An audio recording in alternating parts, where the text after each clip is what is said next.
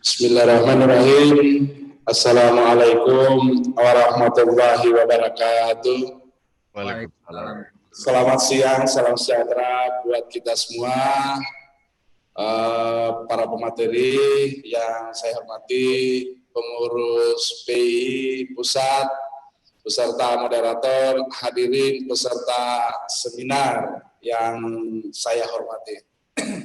Alhamdulillah, wasyukurillah, kita bersyukur hari ini di bulan suci Ramadan kita masih diberikan kekuatan dengan double kekuatan, yaitu di saat kita berpuasa juga kita melawan yang namanya COVID. Terima kasih juga saya sampaikan atas kesempatan yang diberikan kepada kami selaku Bupati Kabupaten Konawe Utara yang bisa diberi kesempatan. Terima kasih Pak Made yang beri kesempatan pada saya untuk menjadi salah satu narasumber, sehingga pada kesempatan kali ini saya akan bawakan dengan tema prospek pengembangan industri pertambangan di Kabupaten Konawe Utara pasca wabah COVID-19. Lanjut. Jadi hampir semua tadi pemateri sudah menyampaikan di mana pada ancaman krisis ekonomi akibat COVID-19 ini yang kita lihat usus ekonomi Republik Indonesia di 2020 diproyeksi sangat turun. Yang mana kalau kita lihat realisasi di tahun 2019 ini itu mencapai 5,02%. Nah sekarang sangat terasa jika ini yang kemudian skenario pemerintah kita lihat itu hanya 2,3%. Nah, kemudian dari ADB 2,5%, kemudian Bank Dunia hanya bisa memprediksi dia 2,1%, bahkan IMF yang lebih parah itu hanya 0,5%. Kira-kira kalau ini yang terjadi, yang harus kita waspadai, itu tadi saya lihat banyak teman-teman yang sudah memberikan gambaran. Angka pengangguran itu naik itu sekitar di tahun 2020 dan bisa mencapai antara 2,92 sampai dengan 5,23 juta orang. Sama halnya dengan jumlah orang miskin, itu bisa berkisar antara 1,16 sampai 3,78 juta orang miskin baru. Sama halnya dengan defisit APBN, itu 2020 membengkak hingga 5,07%. Dan angka-angka ini sama dengan pelebaran defisit, transaksi berjalan, target perpajakan ini kami ambil datanya dari katadata.co.id yang kemudian kami sadur. Nah, apa yang coba dilakukan oleh pemerintah di sini kita lihat di dalam slide kami yang warna biru. Di situ respon kebijakan pemerintah pusat di tahun 2020 itu hanya ada 3. Yaitu yang pertama, bagaimana penguatan fasilitas kesehatan yang saat ini sementara digalakkan. Kemudian yang kedua, melindungi kelompok masyarakat yang rentan dan dunia usaha. Serta yang ketiga, mengurangi tekanan sektor keuangan. Ini yang dilakukan. Kemudian kemarin kita baru saja melakukan musrenbang nasional, di mana musrenbang nasional untuk tahun 2021 pemulihan ekonomi pasca COVID-19, tema pembangunan dalam RKP tahun 2021 itu mempercepat pemulihan ekonomi dan reformasi sosial. Dalam hal ini industri, perdagangan, pariwisata, dan investasi. Nah, yang mana kalau kita lihat, yaitu mayor proyeknya yang menjadi penekanan, yaitu yang pertama, pemulihan industri pariwisata dan investasi. Di situ kita coba lihat ada 10 destinasi pariwisata prioritas. Ada 9 kawasan industri di luar Jawa dan 31 smelter. Ada industri 4.0 di 5 subsektor prioritas termasuk kimia dan farmasi. Kemudian pendidikan dan pelatihan vokasi untuk industri 4.0 serta jaringan pelabuhan utama terpadu. Yang kedua yaitu penguatan sistem kesehatan nasional, dan yang ketiga penguatan sistem peringatan bencana. Nah ini yang harus bagaimana disinkronkan antara pemerintah pusat dan pemerintah daerah. Siapa ambil di mana perannya, nanti kita akan lihat seperti apa. Lanjut. Nah, bagaimana latar belakang? Di aturan sudah sangat jelas. Di mana di sana kita lihat Undang-Undang Nomor 3 Tahun 2014 tentang perindustrian, yaitu industri sebagai motor penggerak perekonomian nasional dan mendorong perkembangan industri di seluruh wilayah Indonesia. Kemudian dijelaskan lagi dalam PP 14 tahun 2014 tentang rencana induk pengembangan industri nasional tahun 2015 sampai 2035, yaitu 20 tahun, itu meliputi ada visi, misi, dan strategis bagaimana kemudian sampai dengan perwilayahan industri. Nah, kemudian ditindaklanjuti dengan kawasan industri nasional melalui Perpresnya yang dikeluarkan oleh Bapak Presiden nomor 28 tahun 2008, yaitu dan Jo Perpres 2 tahun 2018, itu dalam bentuk 5 tahun pelaksanaannya, yaitu yang rencana pembangunan industri provinsi kabupaten kota guna mempercepat pertumbuhan dan pengembangan industri di daerah. Nah, ini yang kemudian kita sinkronkan tadi, yang kita melihat hasil dari musrenbang nasional tadi. Siapa melakukan apa, bagaimana sinkronisasi antara pemerintah pusat dan pemerintah daerah. Disinilah pemerintah daerah melihat bagaimana peningkatan yang harus disiapkan, peningkatan pelayanan, pemberdayaan, peran serta masyarakat serta daya saing daerah. Ini yang kemudian kita lihat, kita sinkron sejauh mana kita lihat apa yang ada di daerah, sumber daya alam apa yang di daerah, dan bagaimana kita menyiapkan sumber daya manusia yang kemudian bagaimana kita tindak lanjuti berdasarkan Perpres ini. Lanjut. Nah, di sini coba kita lihat data yang ada, peranan sektor industri pengolahan. Yang mana dari data kita lihat bahwa pengolahan industri itu masih 19,70%. Bahkan kalau kita lihat pertanian lebih naik, kalau lebih banyak khususnya penduduk yang bekerja menurut lapangan usaha. Tapi kalau kita lihat trennya 3 tahun terakhir antara 2017, 2018 dan 2019 itu cenderung menurun. Sedangkan yang naik itu adalah ke industri pengolahan. Daya serap tenaga kerja sektor pertanian cenderung menurun. Ini dapat disebabkan turunnya daya tampung tenaga kerja di sektor pertanian tradisional. Sebaliknya tenaga kerja di sektor industri pengolahan semakin meningkat. Nah, yang kedua yang harus kita hati-hati tahun ini yaitu adanya bonus demografi, sehingga pentingnya penciptaan lapangan kerja baru ini sangat pelan. Ini tantangan kita ke depan. Bukan hanya persoalan COVID yang menekan sekarang ini, tantangan dari dalam juga itu masalah bonus demografi ini sudah berada dalam punggungan kita. Lanjut. Ini pembangunan industri di daerah. Kita lihat ada modal dasar, kemudian ada prasyarat. Tinggal kita mau pilih mana. Misalnya daerah-daerah yang ada, khususnya yang punya potensi. Di Indonesia ini kan kita kenal, kita sangat tahu.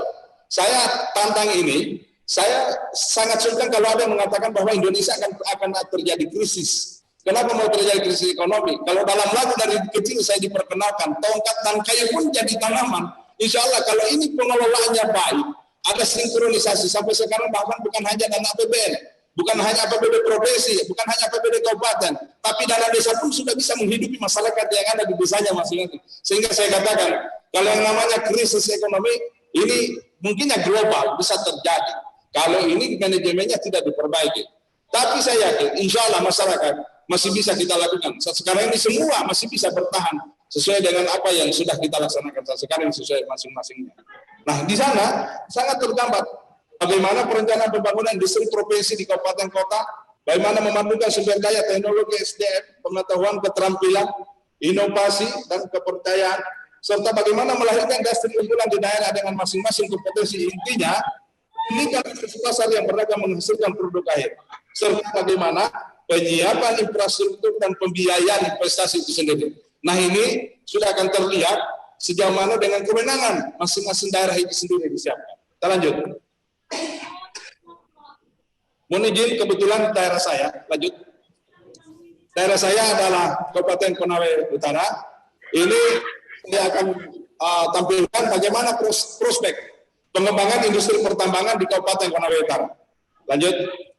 Nah, ini kita lihat Kabupaten Konawe Utara terdiri dari 13 kecamatan, kemudian jumlah desa 159, luas wilayahnya 5.003,39 km berjur sangkar. Tingkat kemiskinan saat ini berada pada 13,66%, kemudian pertumbuhan ekonomi 6,44%. Nah, ini ya. Kemudian tingkat pengangguran terbuka itu 2009 itu 3,92%. Nah, kalau kita lihat petanya Kabupaten Konawe Utara seperti tadi itu.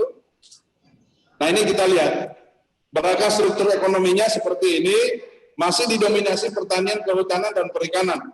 Walaupun kita lihat bahwa pertambangan dan penggalian itu ada data yang paling di bawah yang warna coklat itu kelihatan itu 19,69%. Lanjut. Nah, bagaimana dengan dukungan kebijakan dalam RPJMN nasional kemarin 2020-2024? Ada di slide kedua sudah kami jelaskan bahwa di sini tergambar hilirisasi sumber daya alam melalui kawasan industri di luar Pulau Jawa dan pembangunan smelter. Nah, di sana sangat terlihat, mohon maaf, saya akan fokus pada Konawe Utara.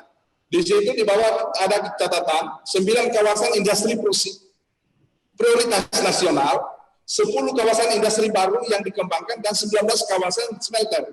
Nah, Kabupaten Konawe Utara, di sini alhamdulillah kita ada 2 yang sudah disetujui dari 19 kawasan smelter, yaitu di Konawe Utara ada 2, kalau kita lihat datanya yang ke-16 dan ke-17.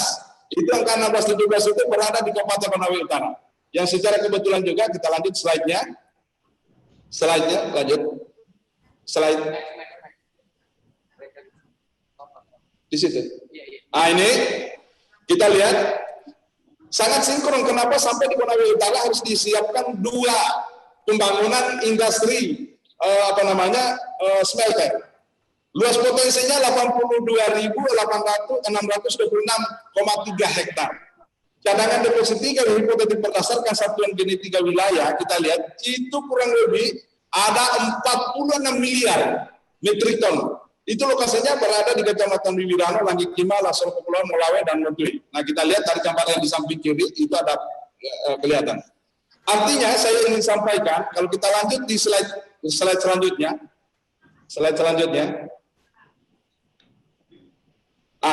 Di sana Kabupaten Konawe Utara coba 46 miliar itu cadangan nikel. Artinya 47% nikel yang ada di Sulawesi Tenggara, baik dari kualitas maupun kuantitasnya, itu berada di Kabupaten Konawe Utara, 47%. Nah, ini yang daya dukung pertama yang kami miliki, sehingga alhamdulillah kemarin pusat menetapkan 2 untuk kawasan pembangunan industri smelter di Kabupaten Konawe sangat tepat. Karena apa? Dari sekian industri cadangan yang ada, ini Kabupaten Konawe Utara yang ada dari 97 miliar cadangan nikel di Sulawesi Tenggara, itu 46 miliarnya itu kurang lebih ada di Kabupaten Konawe Utara. Kita lanjut. Nah, apa yang sudah kami lakukan? Berdasarkan rencana tata ruang wilayah atau Perda nomor 20 tahun 2012, izin slide selanjutnya. Di sana sudah terlihat kawasan industri strategis provinsi, yaitu pusat kegiatan industri pertambangan PKIP Awila, yang posisinya di sekitar Kecamatan Langgikima Asera di atas. Kemudian yang kedua yang saya sudah tetapkan, kemudian baru-baru kemarin, sudah kami presentasikan di Kepala BKPM, itu yaitu kawasan strategis Kabupaten KSK, yaitu pusat kegiatan industri pertambangan PKIP yang di Motui. Lanjut. Nah, ini kalau kita lihat gambarannya, lokasinya seperti ini. Ini desainnya sudah kami siapkan semua, bahkan kita serahkan kepada desainer khususnya dari BUMN. Lanjut, di mana kelihatan lahan existing yang ada saat sekarang ini. Nah, ini desain yang sudah disiapkan, yaitu pemerintah daerah Kabupaten Konawe Utara sudah menyiapkan master plan bagaimana pengembangan industri pertambangan di Motui. Seperti yang dalam gambar, itu kawasannya pun sudah lihat. Coba kita lihat slide selanjutnya. Nah, slide selanjutnya di sana sangat terlihat. Mulai dari zona UMKM-nya, zona komersialnya, bahkan hutan kotanya, zona relokasi, semua. Jadi rencana tata letak zonasi kawasan dan fasilitas ini sudah lengkap. Ini sudah kami presentasikan di hadapan Bapak Kepala BKPM kemarin bersama dengan pimpinan dan anggota DPRD Provinsi Sulawesi Tenggara dan perwakilan yang mewakili Bapak Gubernur Provinsi Sulawesi Tenggara. Lanjut. Nah, bagaimana kebijakan yang telah dikeluarkan? Dalam kebijakan bangunan ekonomi dan peningkatan investasi di Kabupaten Konawe Utara, pemerintah daerah berupaya melakukan yang pertama, percepatan pengembangan industri untuk menciptakan nilai tambah dan pembangunan pertanian, perkebunan, pertambangan, pariwisata, kelautan, dan perikanan. Kemudian yang kedua, infrastruktur wilayah dan energi, itu percepatan pembangunan infrastruktur yang dibutuhkan, yaitu jalan dan pelabuhan untuk fasilitasi pihak swasta dalam penyediaan energi listrik. Yang ketiga yaitu tenaga kerja, pengembangan sumber daya manusia dan pelatihan tenaga kerja, serta yang keempat kelembagaan atau regulasi, yaitu memberikan jaminan kepastian lokasi dan peningkatan pelayanan terpadu satu pintu PTSP. Seperti ini. Lanjut. Yang terakhir penutup, ini kami sampaikan bahwa lanjut. Nah, dengan sinergi antara pusat dan daerah pembangunan itu sebagai leading sektor, maka saya kira dengan apa yang kami sampaikan dalam slide pertama tadi, sebagaimana yang disampaikan dalam RPJMN tadi perencanaan, insya Allah pasti akan terlaksana kalau ini betul-betul berjalan. Tinggal siapa melakukan apa, koordinasinya seperti apa. Jangan sampai pemerintah daerah sudah menyiapkan seperti ini, tetapi tingkat implementatif pengambil kebijakan yang ada di pusat itu tidak kesampaian. Artinya kadang-kala ya kami juga di daerah yang harus paham, kami apalagi yang berada di daerah-daerah seperti ini.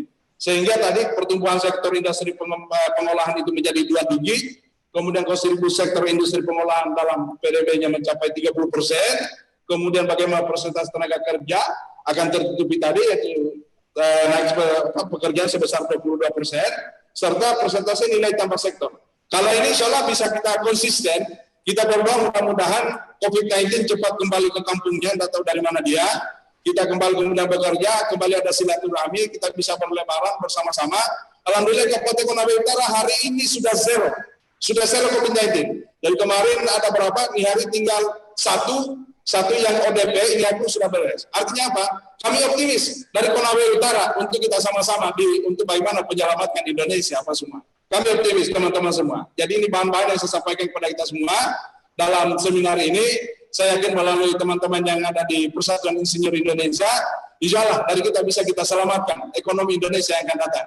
Tidak akan ada terjadi krisis ekonomi jika ini betul-betul kita tinggal bagaimana peran PII di sini menjembatani antara pemerintah daerah, provinsi, dan pemerintah pusat. Ini dulu yang dapat saya sampaikan. Sebentar dalam sesi pertanyaan, nanti kita akan ketemu lagi. Wabillahi taufiq. Wassalamualaikum warahmatullahi wabarakatuh.